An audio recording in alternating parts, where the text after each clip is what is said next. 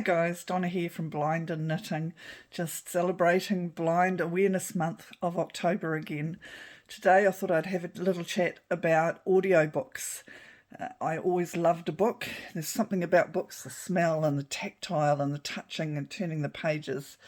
And I do miss that with losing my sight. You can still, in some ways I can still get it because if it's got big pictures on it and I can just flip through like that, but obviously can't read the written word now. So audiobooks is the way to go. I started reading audiobooks about 10 years ago. I could still read the written word, but I started to get really tired and my eyes would just get tired from it. So I thought, right, I'll do audiobooks. To discover it's not that easy just to start reading audiobooks. It actually takes a bit of practice and a bit of training to be able to do it. So I remember the first time I started doing it, my sister, brother-in-law and I went on a cruise and I was trying to read audiobooks, and every now and then my sister and her husband would walk around and they'd find me in a spot on the ship sound asleep and they'd go, oh, there she goes again. It's just, I'd put an audiobook in my earphones and just go boop, straight to sleep, straight away. And it took a long time for me to move on from that, from just the minute you put an audiobook on, I would go to sleep, because it's a different skill to listen to a book and put it through your brain and try and sort of picture that book than it is to read it through your eyes. A whole new sensory game.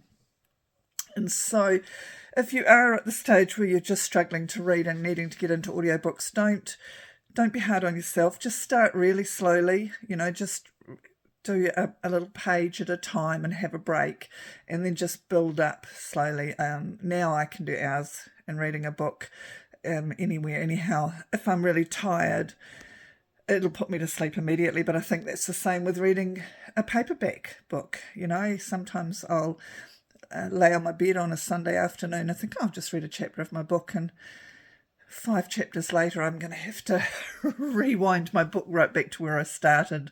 And that's probably a good tip, actually, especially when you're starting to gain this skill, is to make sure you put a bookmark in when you start, so that if you do go to sleep, which inevitably you will for quite some time, you can go back to that bookmark to know where you started.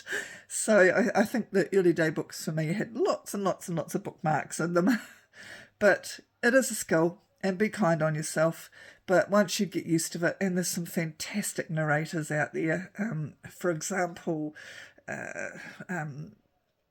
Harry Potter, the Harry Potter series, probably not a series of books I would have read, but they were audio, and it was Stephen Fry who narrated them, and oh my gosh, the use of his voice and the way he just expressed the story was so easy to create it in my mind with the way he did it. Fantastic. I'll read any book that he narrates now because I know that I'm going to enjoy it because of the way he's narrated it.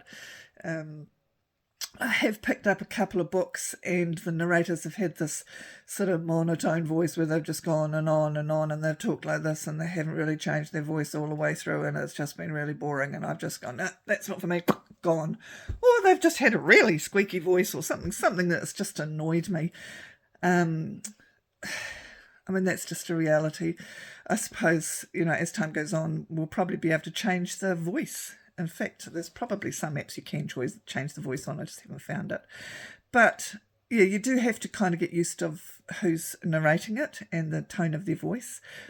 At the moment, I'm reading The Seven Sisters, and it's a woman that narrates it. And of course, she narrates all of the voices. So she's pretty clever. I mean, she does, she'll do an Irish accent, an American accent, and a French accent, all in the one sort of sentence. Very clever. I imagine there'd be quite an art to do that. And at first you kind of think, oh, no, that's her. I know that's her voice. But after a while, you forget it's just one person doing it and you actually get into the characters. So, yeah, that's my little talk today. Talking about the last session I did, I talked about the names of canes, and I heard a really good one today. It was a podcaster, and she was chatting along and talking away, and she said, "Oh, where's Michael Caine?" And that's what she calls her cane, Michael.